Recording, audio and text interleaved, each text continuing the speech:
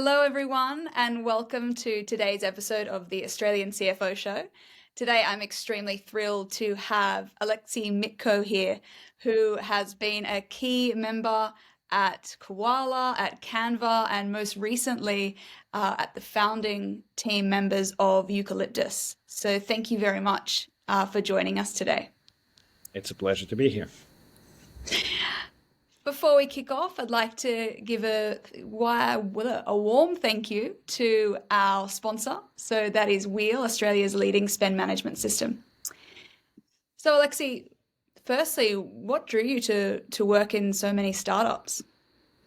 I think my story is very similar to many people that are part of a startup ecosystem, is that I just lucked out into it at the early stages of my career. So when I graduated, I went to George Washington University in Washington, D.C. And when I graduated, I quickly found out that nobody had any need for a fresh graduate at the height of the financial crisis.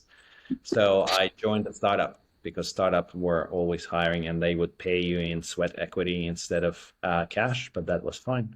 And I quickly realized how fun it was to be part of something new, because you kind of get to set your own rules in a way, and you get to have experiences that you can't have otherwise in an already established company.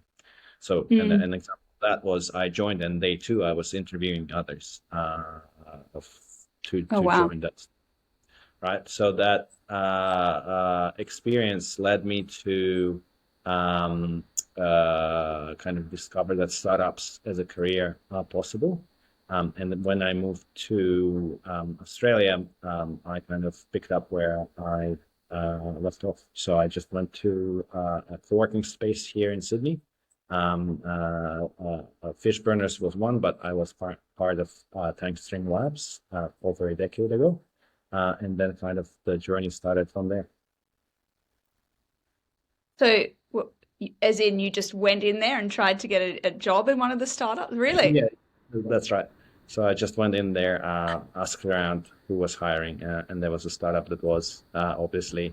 And then the funny story is, when I was switching from that startup to go work for a professional accounting firm, the accounting firm was actually across the aisle. So I just picked up my stuff, and just moved across the aisle. So this is the thing about the startup ecosystem. It's very small at that time, and it's still pretty intimate now. Am I correct in thinking that is you're referencing interactive accounting, so Guy Pearson's That's right, firm? Yeah. Ah, right.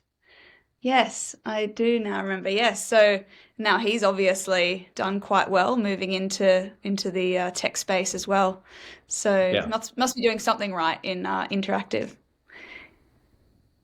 For sure. So what is it that I guess you've mentioned a few things that you really have enjoyed, the ability to really make an impact, no rules, at least maybe in the early stages. What about on the opposite end of the spectrum? Are there things that you find quite challenging or perhaps frustrating about working in startups? Well, it has changed quite a bit with the experience, right? And I guess what was quite challenging in the beginning is understanding what best solutions are out there for particular problems that you're facing. Because in reality, startups, all of them have to go through the same motions in terms of setting up finance function, making sure they know how to expand internationally, et cetera, et cetera. And when you're a fresh graduate or have a few years of experience of doing it for the first time, there's always this, self-doubt that creeps in. But once you've done it a few times, it's much easier process, and you can focus on things that you haven't learned previously. So an example for me is in Canva, it was really being placed in a high growth environment and learning to think in a high growth mindset, because efficiency, for example, is not necessarily the most important thing. Sometimes it's speed and accuracy that's more important, right? Mm, and kind of being able to distinguish between those two. Yeah, in Koala, it was really about efficiency because it was direct to mm, consumer business. You really needed to understand how the mechanics of the business works. And then in Eucalyptus, um, I have all of those kind of learnings covered and I brought them here, but it was really a lesson for me in team building, right? mm, So when you don't have the experience in doing these things, it can feel very frustrating and sometimes you're at a loss, right? Because it's on you to be able to find a mentor to help with a particular problem, which mm, is very different to what you would experience in a professional services firm that has kind of a system to slowly build up your knowledge base. And both tracks have their positives and benefits, right? mm, Positives and negatives. In a professional services firm, yeah, the career track is pretty clear, but then you kind of have to decide whether you want to stay there for life or switch over, and that switch can be difficult. In startups, every day is a new problem, and there is mm, nobody around to help you solve it. Or who knows the answer? You have to go find it yourself. Some people find that interesting, mm, but some people find it unnecessarily stressful. mm. Can you talk a little about, it sounds like in both, well, all of those roles, the finance team has almost played a very deeply strategic role. So you're talking about either efficiency or supporting, growth in, Mm. can you talk a little more about how that plays out?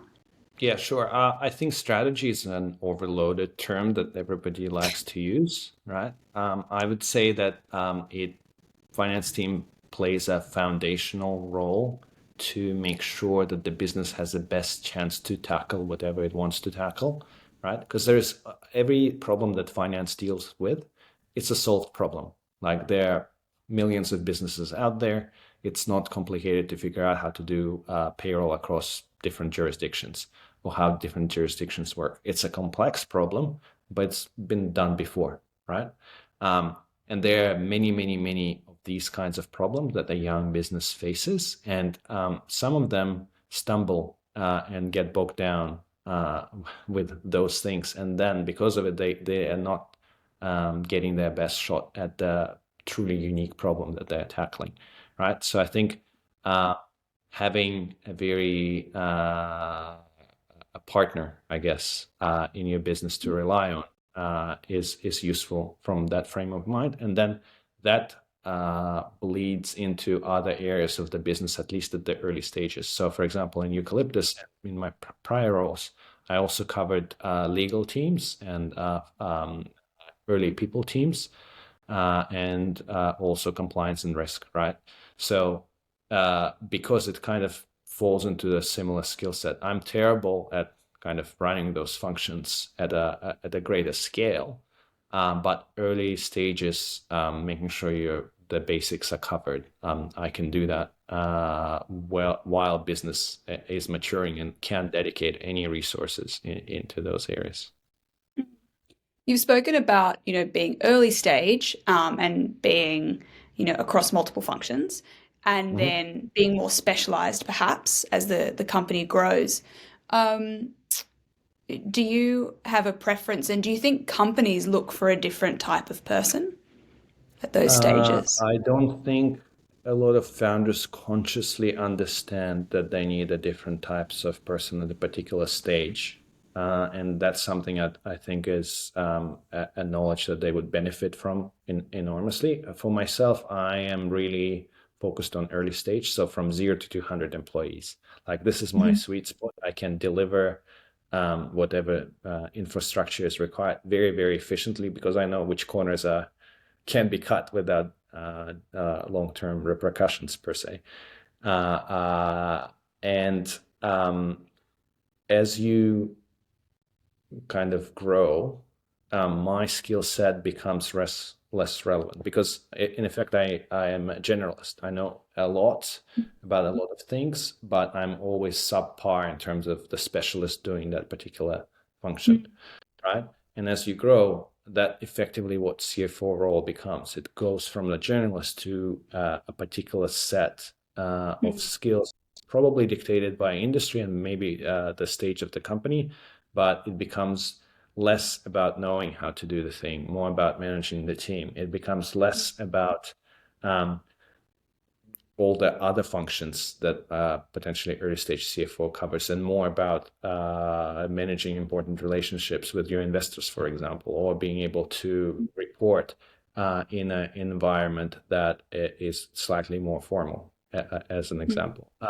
There is also early stage, there's a lot of variability in the way that you operate and forecast and do all that kind of stuff. In the later stage, it's more about making sure that there is a predictability in the way that you operate, right? Because if we overachieve forecast by 50% in early stage, great. If you achieve forecast in a later stage business, great. But also, like, how could you be so out of pace with what you expected the thing to be? That's a much bigger question, I guess, at that stage. So, like, the skill set changes as you go through. Yeah, absolutely. So going back to, say first 0 to 20 type employees, I guess you're looking at perhaps, the tech stack, is that right? And how what would you be mainly looking at those early Yeah. stages, setting up a To finance be function? honest, like 0 to 20, there is not a lot of CFOing to do. You look a little bit on a kind of structuring side, but that's very simple. Like how many companies, what company does what. You do a lot of fundraising work, right? Because it doesn't really matter what stage you're at. You still need to go through the same motions. And then you set up basic operations in one of those functions that I've mentioned. But for finance specific is like understanding how to set up certain functions to be able to hand them over quickly at a later stage. So bookkeeping is an example. And for example, virtual cards, which Wheel is, we're a customer of Wheel, is an example of allowing you to build out a system that you can just pass it on to another person to manage when the time comes, right? So an example of that is subscription register, right? A lot of early stage companies that I was part of, like, they spend so much time trying to figure out how to run basic things because they've never thought about the structure to put it in. So who used the card, as an example? Nobody knows. Where's the receipt? Nobody knows. Stuff like that. So that's one example. Another example is making sure that you have a very structured way that you do monthly close, as an example. So for a good 6 months at early stage in Eucalyptus, I was sometimes, maybe there's a hint of insanity, but I would do a workbook, then I would close the workbook, but then I would open it again and do the review myself on my own work Wow. that I just. But I did that because at some point it won't be me preparing it, right? And I need to be across the actual way of doing it, so that the review infrastructure is in place when time comes to hand over. And then that all that stuff wouldn't take full-time role, right? So I doubled a lot in things like customer support, actually answering the emails from the customers. And I've done a lot of work in communicating the insights that I got from this role into our product development teams as well. But that's because, like, there was nobody else to do it, right? Everybody else was preoccupied with something else, and I had time on my hands to do.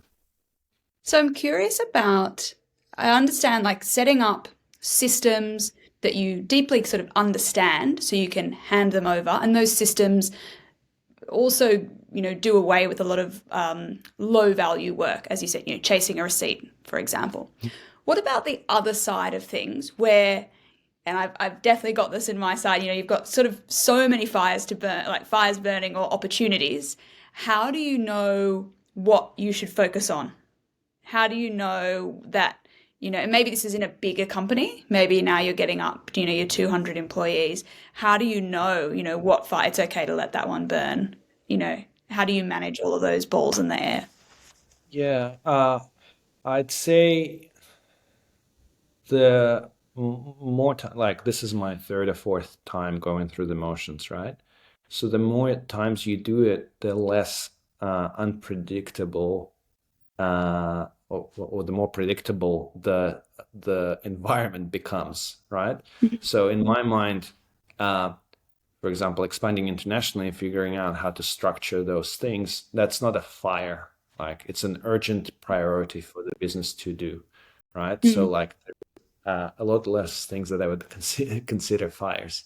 Um, what I do think, though, between in that growing up phase, one of the highest leverages that you have for a very limited amount of time is your ability to connect one on one with the early stage employees and actually um, explain and educate them in your way of thinking. And mm, that sounds kind of basic, but the reality of it is the way finance people think, or the way the finance people tackle problems, or the way that they look at the kind of the startup and how it operates, it's not mm, natural to other people, right? So mm, people don't really understand the difference between marginal and fixed costs, as an example. But when mhm, they do, and you explain it in such a way that they can relate to it, then all of a sudden there's like another dimension that opens up for their own work. An example of that might be a marketing person who um, wants to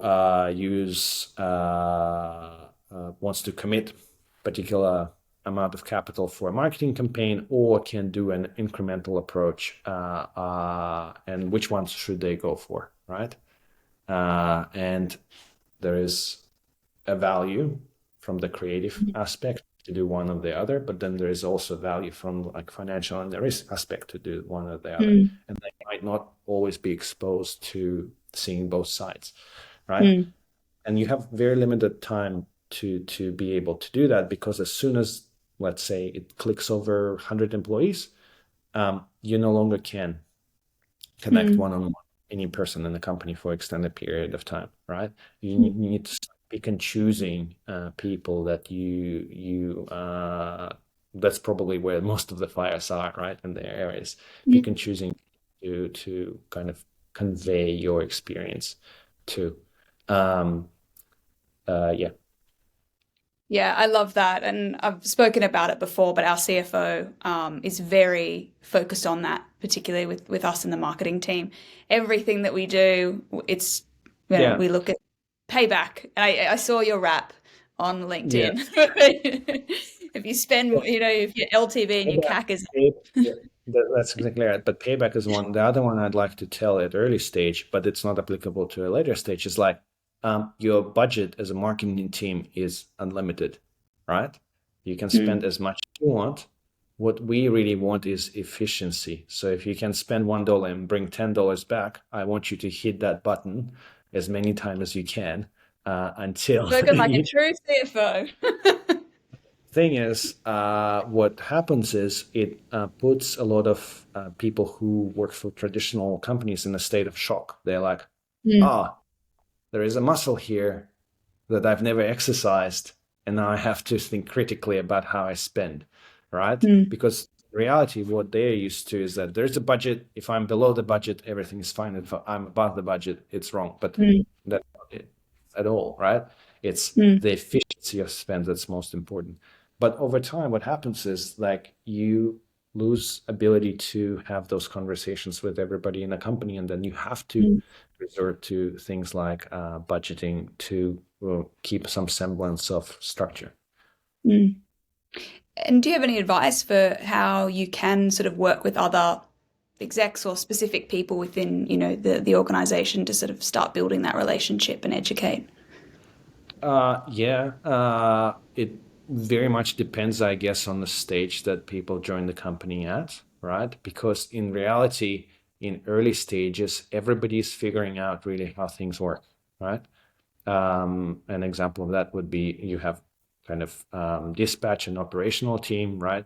Um, how many returns are coming in? What's the cost of a return to us? How do we process returns, right? So you if you've experienced that environment before, right, you can come in and you can put in rough guidelines that helps them breathe easier, right? So for example, you can say like, hey, this is a process of warehousing. Things come in, things get readjusted within the warehouse, things go out. Focus on these two. I know that there is a problem there and it costs us money and it's very visible, but we don't really care about it until we are 5 times more. So what we really care about is the goods getting to customers, right? As an example. Mm. And ability for you to identify what's most relevant versus what's most visible is something that's generally I find people at early stages get a very good response to, because now they can say, oh, okay, I know this is a thing. I shouldn't worry too much about them because it doesn't move the needle until a certain point, right? And Mm. then they understand how to frame their day Mm. or potentially coming months to address Mm. it. At the later stages, it's being able to take complexity and distill it down into simple message that becomes a lot more important, because this operational function now, instead of having one or two things to worry about, they have Mm. hundreds, and all of them Mm. are of a fairly decent size, right? So what they have now is like a very large body of people and systems that constantly screaming at them, right? And you need to try to kind of compartmentalize it somehow and help them go through that Mm. uh, exercise. So different skill set, I'd say, but yeah. Great. Well, thank you so much for joining us today. I also, congratulations on your second child. So Thanks. I'm sure, they'll both be very financially literate from a very early stage. Well, Um, being a parent is a lot harder than being a CFO, so I can tell you that. I bet. Well, thank you very much again, and I will speak to you soon. Thank you, everyone, for tuning in, and see you all soon. Cheers. Bye.